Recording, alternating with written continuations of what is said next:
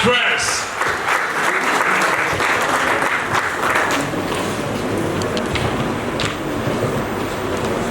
Thank you, Gustav. Choboy! Hey. Choboy! Hey. Choboy! Hey. Choboy! Hey. Boya! Hey. Boya! Hey. Boya!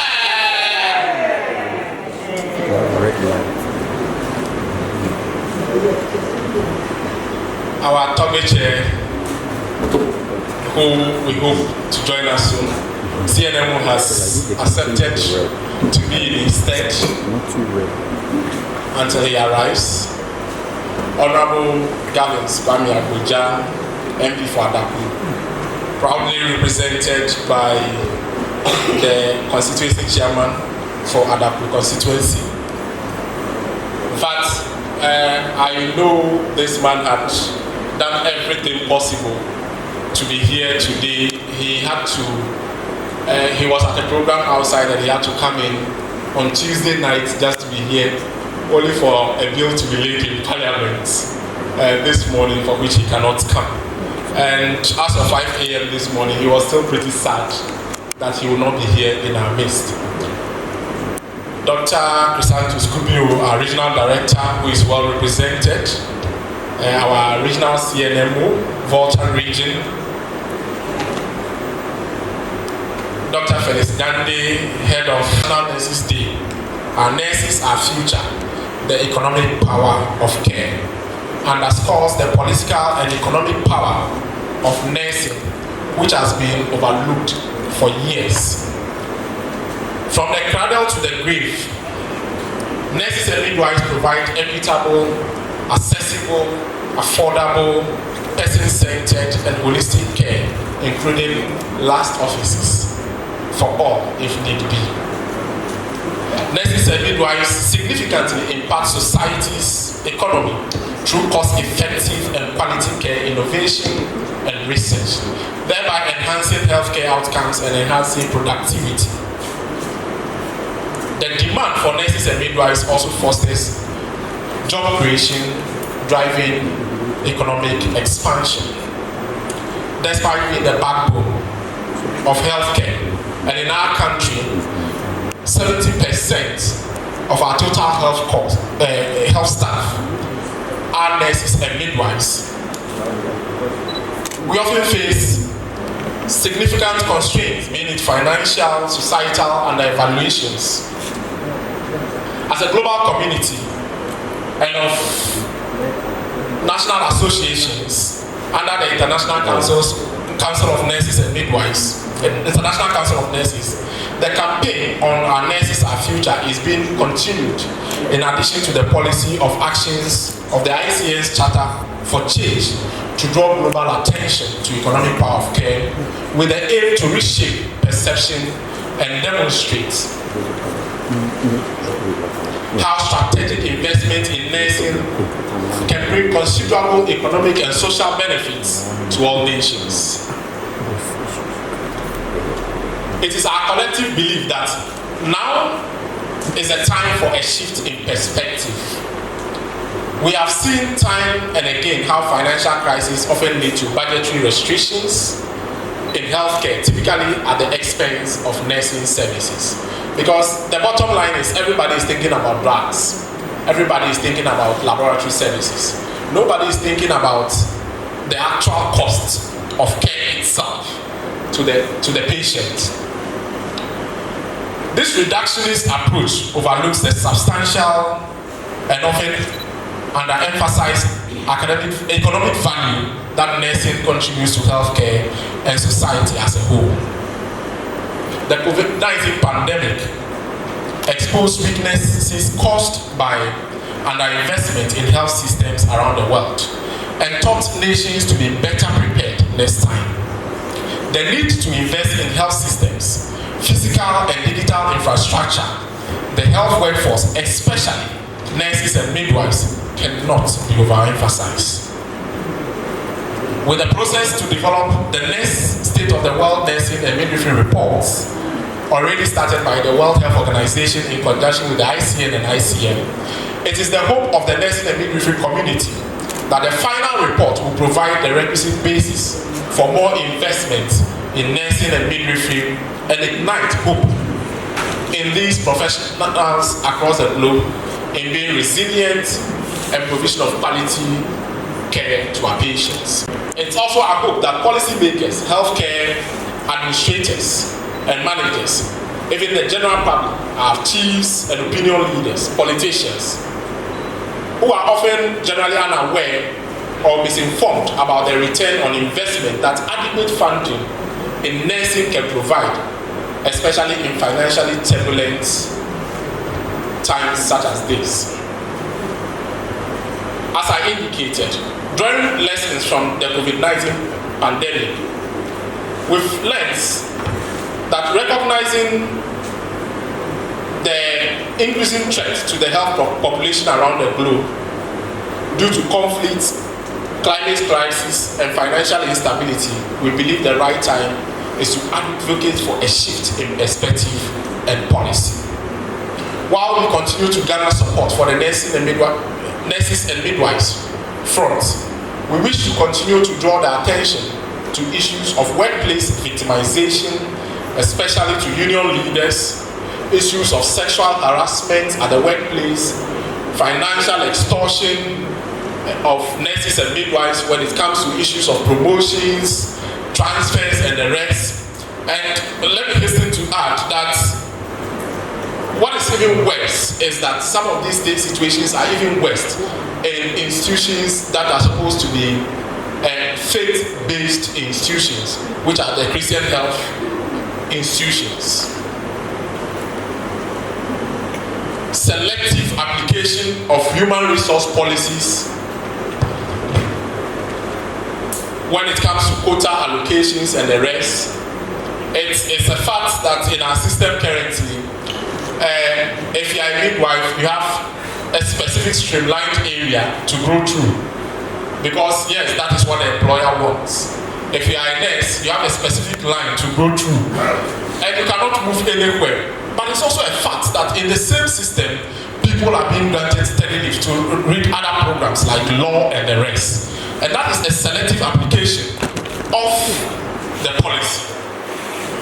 We still have issues of logistical challenges at base, and technically where we are as a country now, we cannot continue, especially with issues of migration of our health workforce. Inputting technology into our care delivery process is a must, and it's something we need to consider doing now.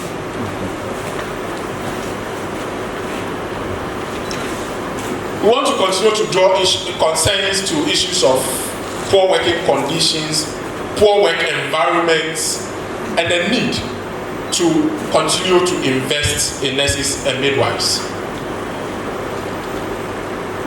Once again, we want to push that it is high time government takes up fully to support nursing and midwives specialization in Ghana. Thus, government takes the full cost of these programs. We are also appealing to our training institutions, thank God Dr. Nandi is here, that just as University of Ghana has started the MPhil program in midwifery, it's important that we start similar programs across the base for our midwives across the region. I'm aware that the University of Health and Allied Sciences has started the MPhil program. We also want to plead that they make it a bit relaxed with sandwich options for our nurses and midwives across the length and breadth of the region, so that they can be able to use their free hours to undertake these programs effectively. As an association, we will continue to do our best to secure members' interests and welfare.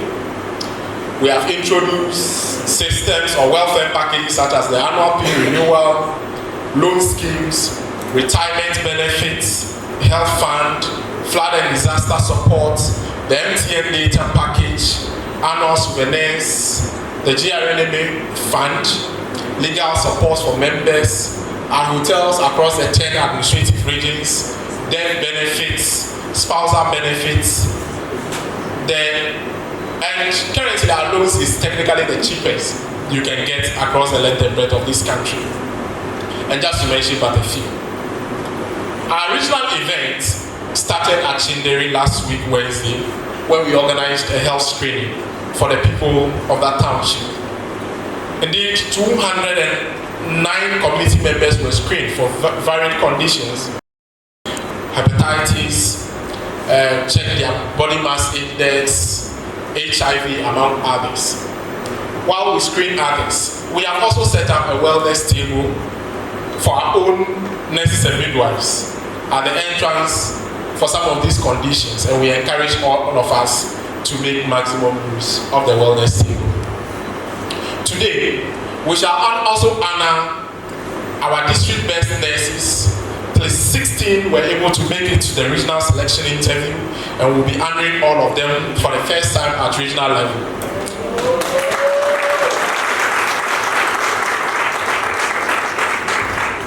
We shall also be awarding the 3 outstanding of them all with various packages. And these packages are still in the kevy to be disclosed later. When we were elected to office on 20th February this year, we promised to build on our culture of appreciation and celebration of our own. We promised to make our annual award ceremony bigger and more valued. Today is a manifestation of this promise, and it's just the beginning of it. Today we witness the biggest regional awards at the regional level since its inception. The awards packages have also come better and bigger, and we can only be grateful to God, our partners, sponsors, our hardworking executives and planning committee. We shall also honor 2 of our partners who have been with us for the last 4 years, sponsoring this award scheme consistently. And let me proudly mention Honorable Governors Kwame-Kumah and Adipa Prime Estate. We shall also honor all our sponsors during today's event. However, help me commend Mr. Divine Boha.